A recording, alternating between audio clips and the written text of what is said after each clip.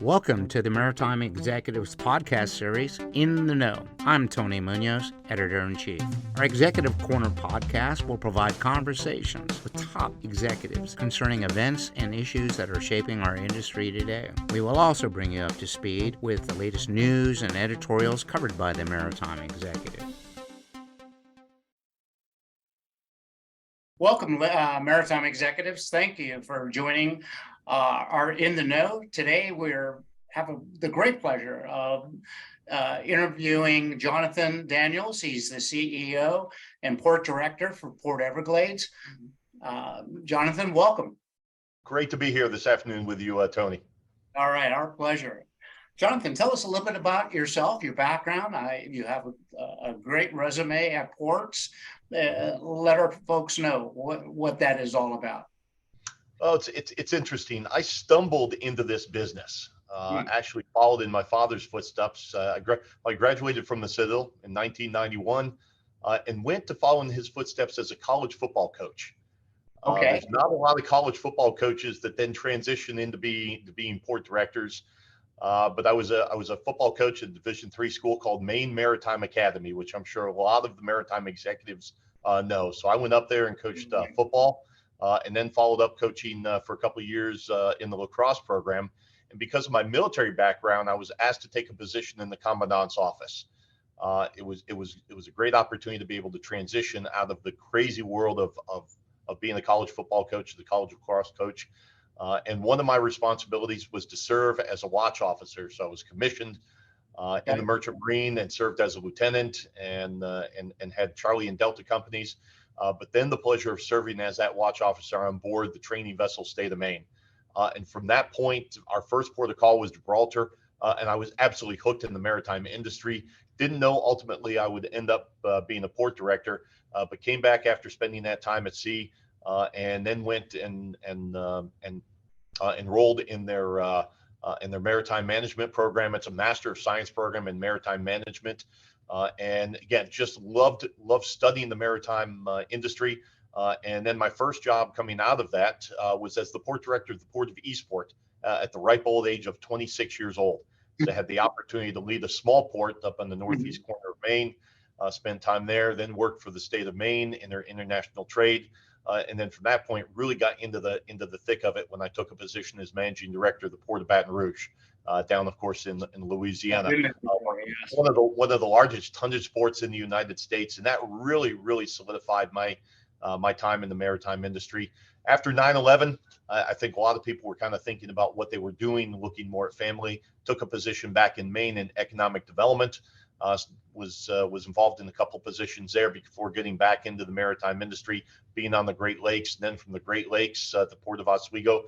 But okay, so outstanding. So you've been a port director in like Baton Rouge. I've been there. What an incredible port with barges coming up and down the Mississippi. Yeah. Really just a economic boom port there. So you're coming into Port Everglades. You're part of the Broward County system.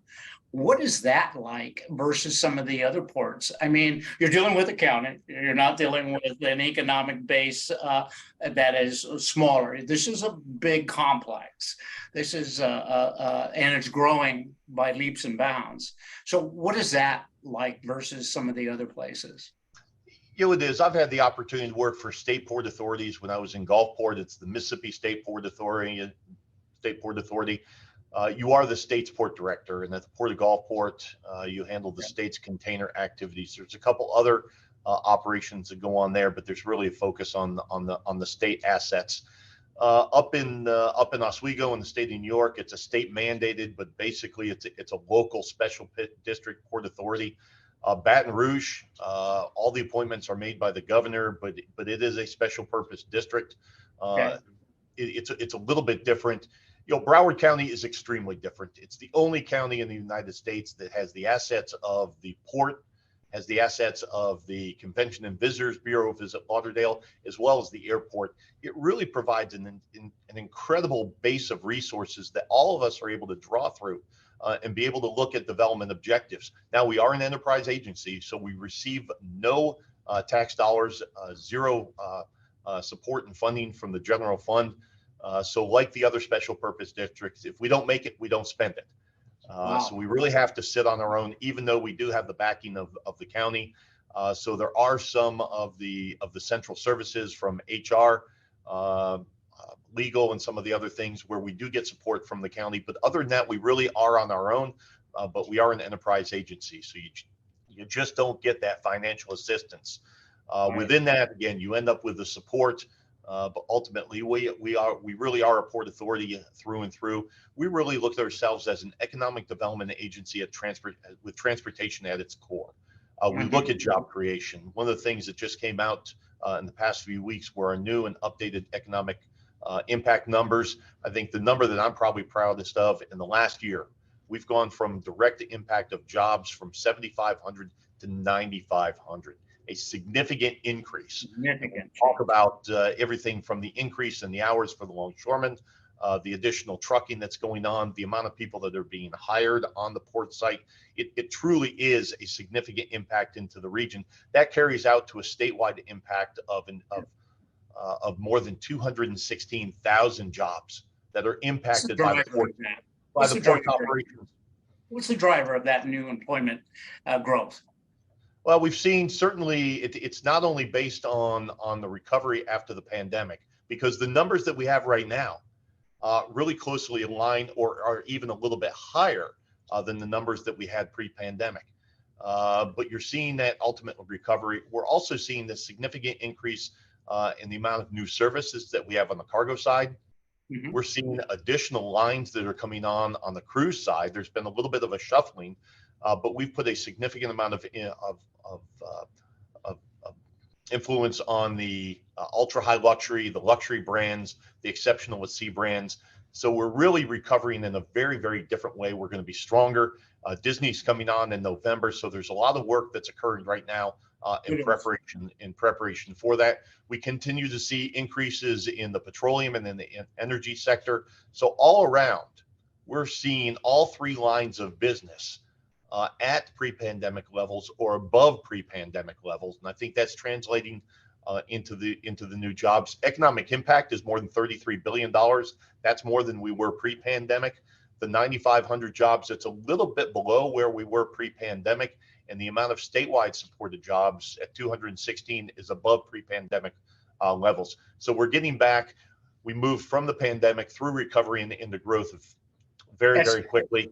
That's amazing. And we think we're stronger right now than we were going into the pandemic, with even more diversification inside our diverse lines of business. Infrastructure. I've been to the port, and everything's tight. Everything runs. I've seen they come through the channel. They come by the apartments of the Americas, come through that channel, and go down. And I've seen your infrastructure. It's pretty tight, pretty well run, amazing. How do you handle these new Panamax and these new ships that you want to bring in? The infrastructure leaving the port basically is 595. Am I correct? You are. Well, it's 595, and then it's the rail line with Florida East Coast Railway. So we are multimodal in that respect. Yeah, of course you are. Yeah, of course you are. So these new Panamax that you're bringing in, what would they enhance in terms of tonnage across the dock? You're right. It is tight. Our channel right now is extremely tight. We're not as deep as we want to be, and I'm sure we'll talk about the deepening and widening, the dredging project as the day goes on. But it is what we've seen right now is the addition of 5 new cargo berths. With the opening up of the Southport turning notch, $471 million investment, the largest single investment ever undertaken by the port. And it's not only additional berth capacity, but it's the addition of significant crane handling equipment. Just a couple of years ago, we received 3 new Super Post Panamax cranes, the largest low-profile Post Panamax cranes ever constructed in the world. They were constructed by ZPMC in Shanghai. They arrived, they went into commission, and they were immediately a benefit to the port, where we did not have to pull vessels off the dock, go down into the turning basin, turn, and then bring them back. So immediately it lent a level of efficiency that the port had not seen with the large vessels that are coming in. We have 3 additional cranes that will be arriving in October or November of this year. Those will come online in 30 and 90 days after that. So we have 2 large ship berths capable of handling some of the larger vessels and the largest vessels that have ever come in through the channel. The pilots that we have here are absolutely fantastic. The professionalism that they have, the skill that they have. We're bringing in vessels that are in excess of 10,000 TEUs. So those are very, very large vessels comparatively with what the port has been able to accommodate in the past. They're riding the tides in and they're riding the tides out. So the timing of that, they're able to do that, but it does not lend to the efficiency that we're looking at. Our master vision plan currently sees what we're doing here. Last year we did 1.107 million TEUs, but it calls for, when all the infrastructure is done, when everything's in place, for us to approach 2 million TEUs on an annual basis. And that's about what we can see. A lot of ports take a look at extending those capacities well beyond what actually is prescribed. We think with the lack of available land that we have here, we need to take a look at a densification strategy with each of the marine terminal officers or marine terminal operators that allow us the opportunity to go up as opposed to going out. We're hemmed into the south by a large mangrove area. We're hemmed in on the west by Fort Lauderdale Hollywood International Airport, to the north by the city of Fort Lauderdale. So it's difficult for us to expand our land holdings, but we can utilize our land more efficiently and more effectively by going up and looking at densification, looking at RTGs as opposed to going out. Yeah, it makes a lot of sense. I mean, you need to go up, and right now you're stacking. I've been through the port. You know, it's moderate. You can go much higher. I'm sure. The sky is unlimited, right? Well, we certainly can. We certainly can, and that's a call as we begin our negotiations with our large MTOs. We're going to prescribe and talk with them about what's going to be necessary for them to be able to densify. We're talking about 30, 40, 50%, almost 100% on one of our terminal operations as they're looking at putting additional equipment in, electrification, and utilizing their site very differently from the way that it's been used in the past. So, are the new cranes now? There's a new $3 billion infrastructure being happening right now at the port. Yeah. Is the growth in the terminals, is that part of that? What other things are part of the $3 billion, which is substantial investment? It is. It's part of that. We're in phase 1, or about $1.5 to $1.6 billion in this first phase of infrastructure, and it covers all of our development. It's across all business lines. We talked about the Southport turning notch. A significant portion of that happens to deal with that turning notch activity, with the addition of the equipment. All of that should be wrapped up probably the first quarter of 2025. Yeah. So while the new berths are available, we're still waiting on what's called 30A to come back online. We're doing some additional work there. We're adding new crane rails. We're adding a relieving platform that's going to allow us the opportunity to bring in those additional cranes. All of that work will be done in August in anticipation for an October, November arrival of the cranes. It's also a lot of work that's going on in the Northport area. Recently, we completed about $120 million 1,818 space parking garage in support of Terminal 2 and Terminal 4 on our cruise activities.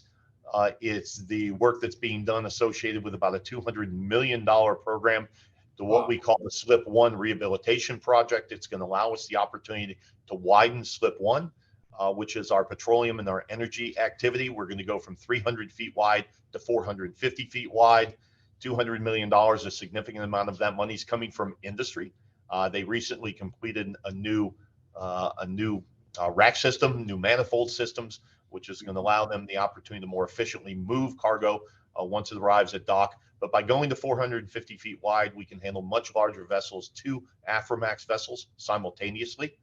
But we don't see the full utilization of our port and the maximization of those investments unless we do the deepening and widening project. Right.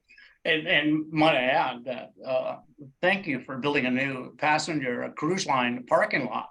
Uh, And more to come on that, because even what we're seeing in our cruise surveys is we're seeing more people drive in as opposed to fly in. And by okay. doing that, there's still a deficit in the amount of spaces, but we're working on that with the downstream development with one of our cruise partners on what we call Terminal 29.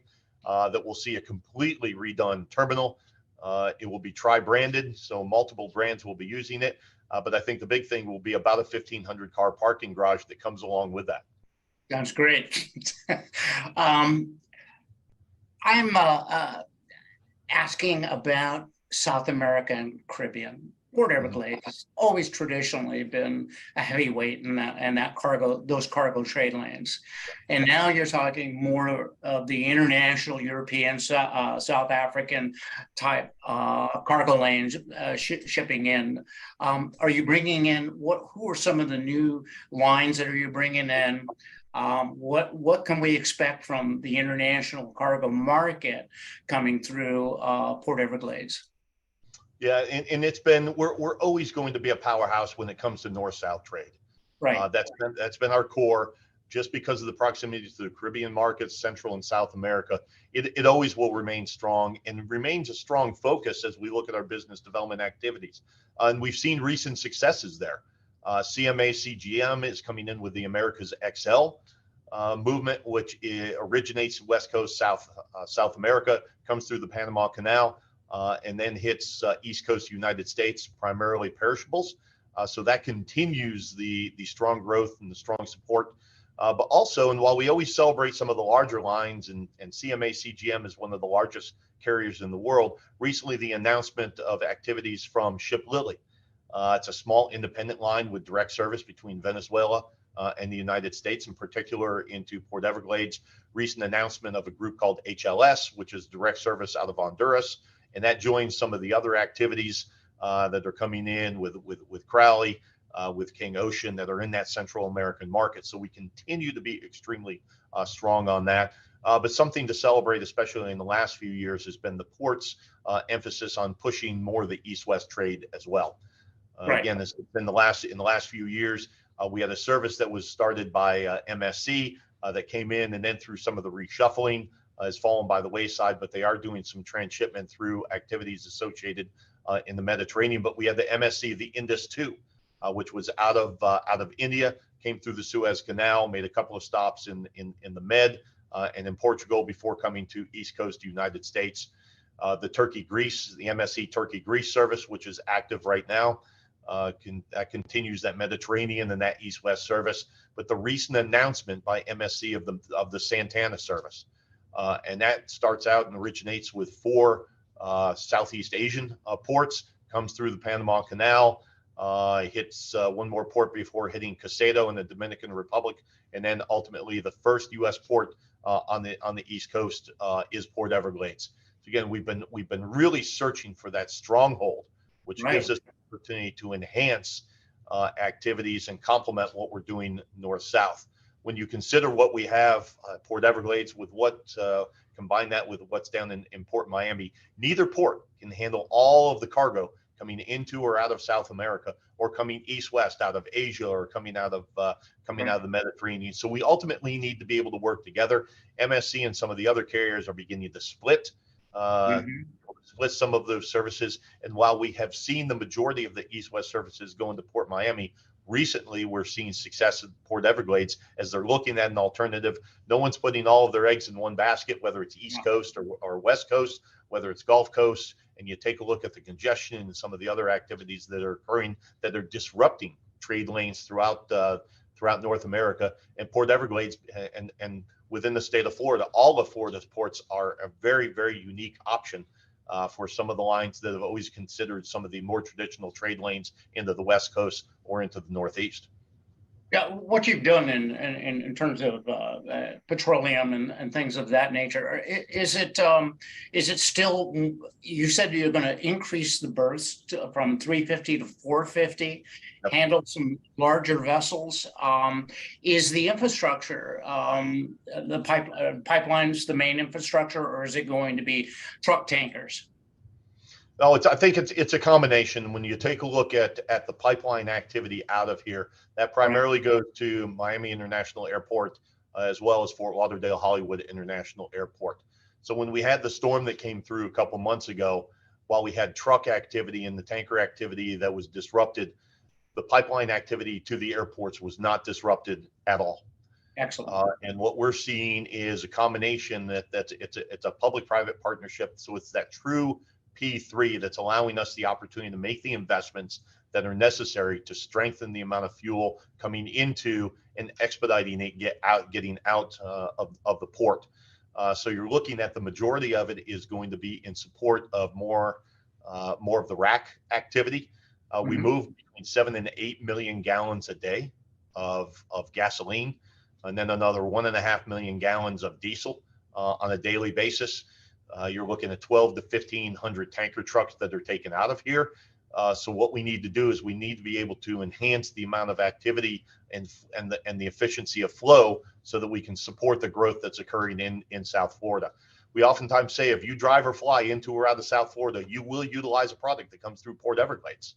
And Yeah. we found out, and we continue to find out, when there's any type of natural disaster or slowdown in the terminal operator's ability to be able to discharge cargo and get it into the system, you know, we need to make sure that we're putting investments into the resiliency and growing the capacities of the port to make sure that South Florida's economy can continue to grow. Absolutely. And we're in Hurricane Alley. We all understand that, and It is the season. it is the season. I think that's pretty amazing what you're doing. And how many people are in? We have how many counties that the port is supplying gasoline and energy supplies to? All of the fuel supply for the 4 South Florida counties, Okay. all flow through here. But we're sending gas and other products through a network of about 12 South Florida counties. Our jet fuel, not only Miami and Fort Lauderdale, and we talk about them certainly as the larger airports that are supported, but it's Palm Beach, it's Key West, it's over in Southwest Florida through Fort Myers, as well as all the way up to Bradenton, Sarasota. Wow. So it is, while we're not providing all of their fuel needs and the jet fuel needs over in the western part of the state, it is a Right. significant amount. So it really becomes a situation where if we see any slowdowns, the transportation efficiency for all of South Florida is impacted. Wow.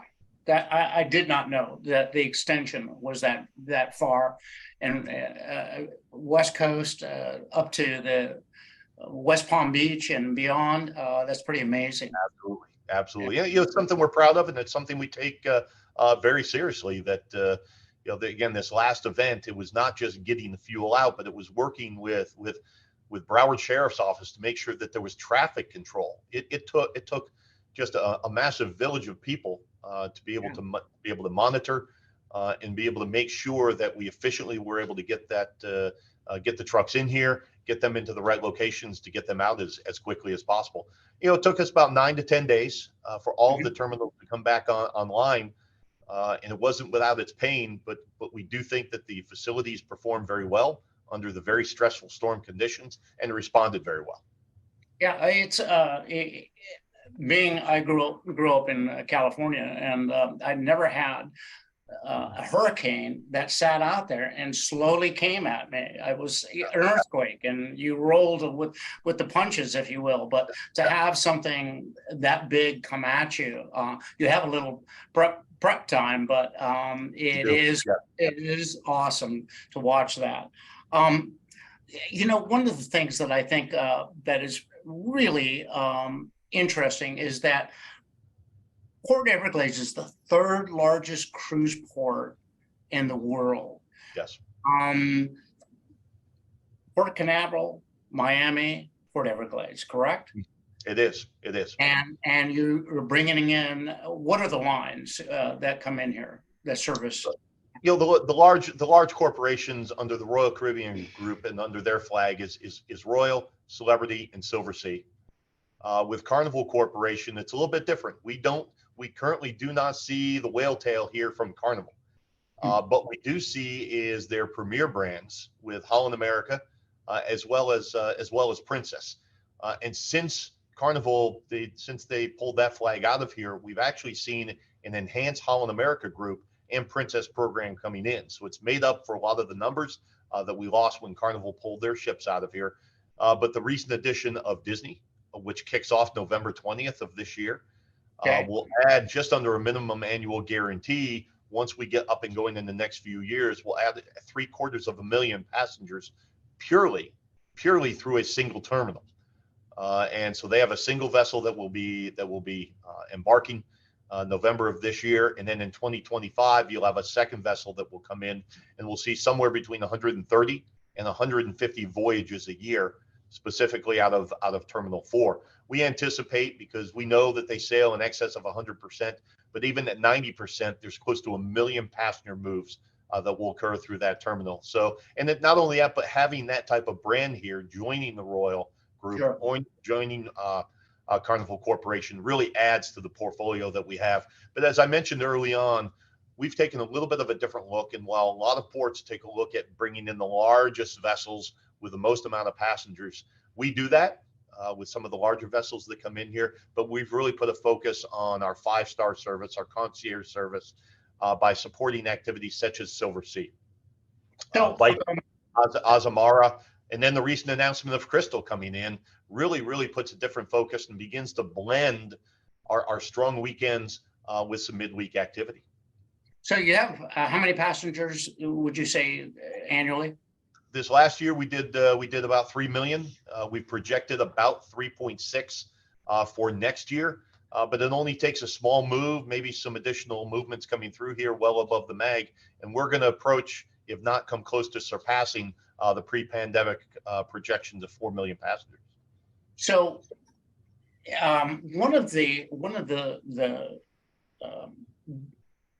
plans that the port had many years ago, and I don't know if it's still on the board right now, is a monorail from the airport to the port.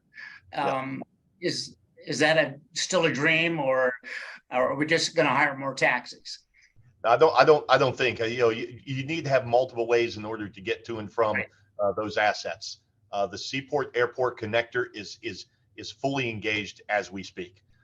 And what's great about that is the identification and utilization of a multitude of funding options. One of them being the penny sales tax that was voted on by the voters of Broward County in the past few years.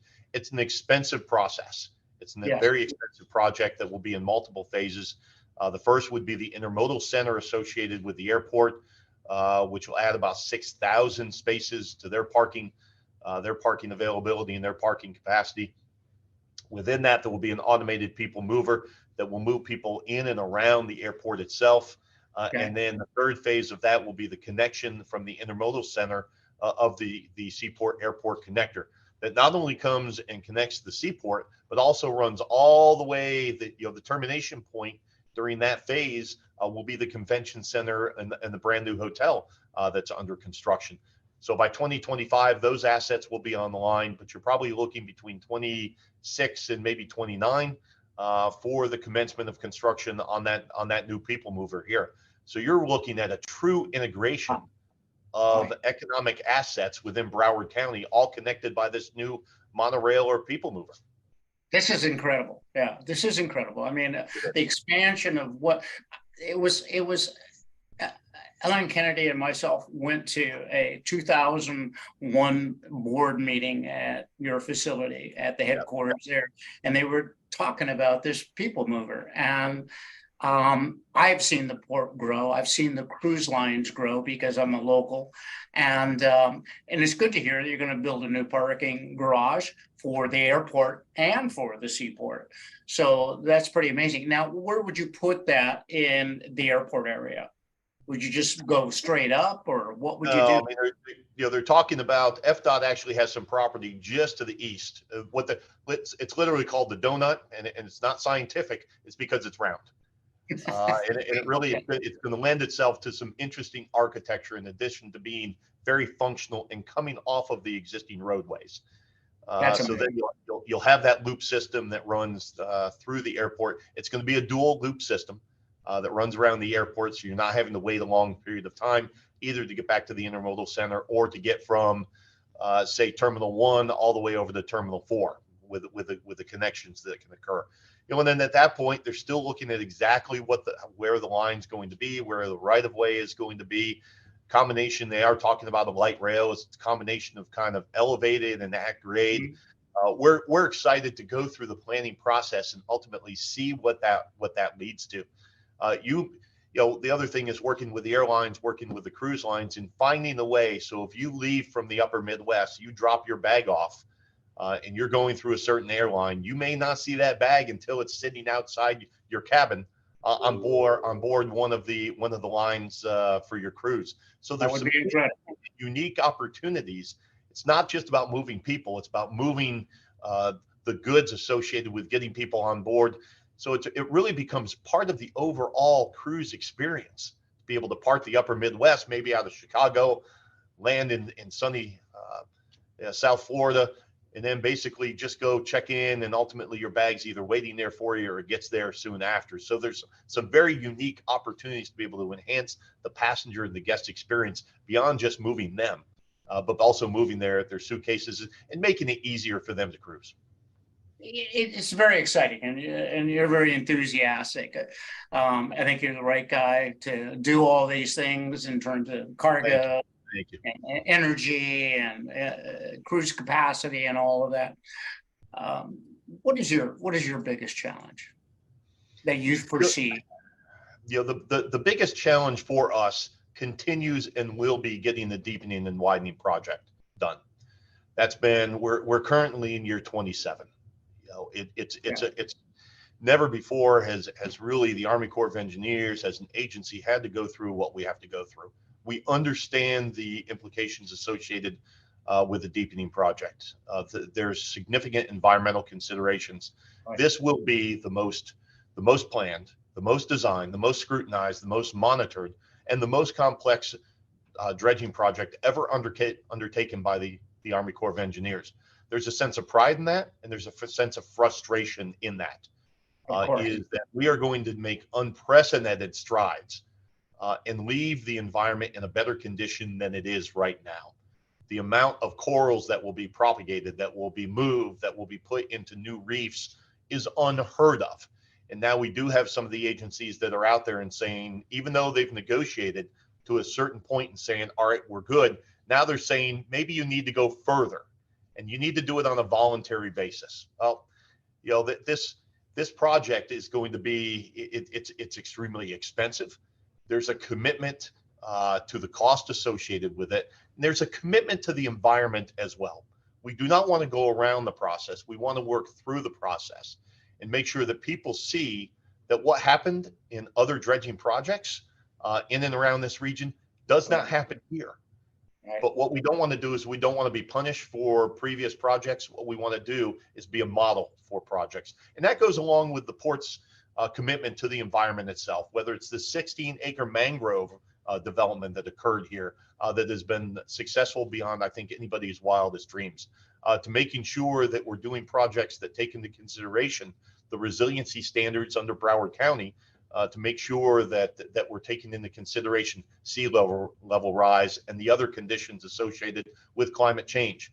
Yet we want to embrace that. We want to be a part of the solution as opposed to being an agency that decades from now and years from now, when we're all gone, we don't want people looking back and saying, you know what, they did it wrong. We need to do it better at the next project. So when does this begin? In 27? Well, what we're looking at right now is Army Corps of Engineers is still considering that the first portion of the project, being the reconfiguration of the Coast Guard station, that may go out for procurement in mid-2024. Okay. So while we may not see actual physical deepening and widening into maybe 2027, the project has actually already commenced with getting ready for that procurement. On top of that, County Commission just a few months ago approved a project in excess of $40 million that will deal with mangrove redevelopment, seagrass replanting down at Westlake Park. And that's all part of the work that needs to be done in anticipation for the work that will occur within our channels. So we have a new starts designation that was actually issued in 2020, in February of 2020. We're still completing the draft supplemental environmental impact statement which considers additional mitigation, minimization, and other work that needs to be done for the environment. And then it continues to set the stage for exactly what needs to be done with the deepening and widening project. So we're happy to be commenced on this project. It's still frustrating that we're probably going to wait until the early 2030s before this project is done. Then we're able to take advantage of the full investments that have been made by the port, the county. Yeah, it's you're building for the future. The infrastructure is amazing with what you have to work with. But let's talk about you being the chair of the Florida Ports Council. That's got to be exciting. There's so much going on in this state in terms of growth and just it's the place to live. I love it. I think it's great. I'm sure you enjoy being here as well. Certainly do. Certainly do. And millions more are coming in. They want to be a part of this as well. So being part of or being the president of the Florida Port Council, what is that like? What are some of the issues that you all are dealing with in terms of connecting cargoes to the southeast part of the nation, which is growing so fast? It's an honor for me to be in this position, the opportunity to work so closely, not only with Mike Rubin, who's the leader of the Florida Ports Council and his great staff, but with my counterparts from both large ports, mid-sized ports, and smaller ports throughout the state. I've been involved now in a lot of port organizations, and I can honestly say that there is no better support group for the ports in any state or any region than the Florida Ports Council, whether it's in the Northeast, whether it's in the Gulf. We're very fortunate to have the type of cooperation that we do have. We all deal with the same issues, whether it's dredging, whether it's the environment. But during the last few years, our focus truly has been on allowing for the shippers and the carriers to look at other locations, to break down traditional trade lanes. And when you had the congestion that occurred a couple of years ago on the West Coast, those were the traditional trade lanes of Southeast Asia to West Coast, and then land bridge over to the East Coast. And though we're not as large as an LA, Long Beach, or a Savannah or a Virginia, collectively, we have more resources, more capacity than those ports do. Mm-hmm. We'll get it first and foremost. What we wanted to do, and then following the lead of the governor's office, we wanted to first provide and make sure everybody knew that Florida was open for business. Our ports are open for business. Let's get into the state of Florida. Then we'll all fight internally to see what port is the best option, whether it's a Miami, a Jacksonville, Panama City, Pensacola, or whether it's Everglades, Tampa, Canaveral. Let's get into the state first. And from that point, let's fight this fight against the other ports and the other states. Let's fight it together. And so we have seen that. We market together. And we market together and oftentimes have meetings not only on the cargo side, but the cruise side. I happened to be at a Florida Caribbean Cruise Association meeting last week with my counterparts from Canaveral, from Tampa, from Jacksport, as well as Miami. So we try and do this together and then ultimately realize where does it need to go to service the carrier, to service the shipper the most effectively. Our ports are not large enough to accommodate the type of movements into the state on our own. We have to work together, and we're doing that like no other state or no other port association throughout the United States. Again, very proud to do that, and I think you'd hear that from my counterparts as well. One little caveat to that is the Panama Canal. The widening, the opening of the Panama Canal, the amount of size of vessels coming through was significant. And the beneficiary, I believe, of that new canal were Florida ports. Yes. And they're right on that. So thank you. Any parting thoughts you'd like to share with our listeners and readers? And this has been exciting for me being in South Florida. Apologize for not coming down to the port more often.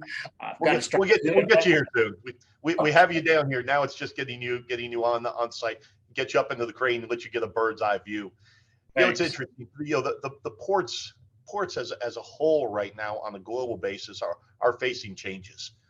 Larger vessels, the efficiency standards that all of us have to try and meet, the work that we have to do with the lines. You know, the ports are a part of the responsible core that has to deal with the new emission standards under the International Maritime Organization.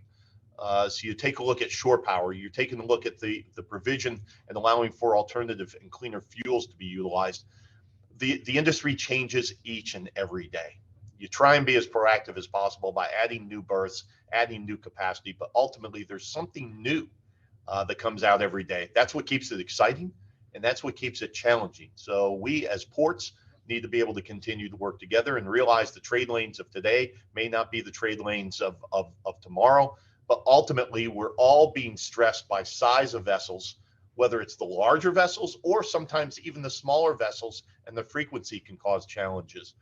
We are in a very unique fraternity, a very unique industry. But when you consider, if you want to find out how important something is to a region or how important something is globally, take it out for a few months or a year or so, and you find out the type of impact. We found that out in the cruise industry. When we saw an industry that wasn't shut down, that wasn't slowed down, it was shut down. Right. And immediately, my counterparts in Miami and throughout the world, when we oftentimes compete, but we became collaborators. We became assets to the lines as they called upon us in order to work through protocols, to be able to work with the healthcare agencies to make sure that we were doing it right. There will be another global issue that we have to deal with, whether it be a pandemic, whether it be a recession, whatever happens. Something that's going to happen. I think as an industry, we are more apt and more able to respond to those challenges than ever before. And I think we're going to see those types of changes occur that are going to make us more efficient and more competitive. Thank you. I believe the maritime industry did show their worth during the pandemic. They kicked it up when it was time to get back in business. The maritime industry, port structures, everything moved cargo as efficiently as they possibly could.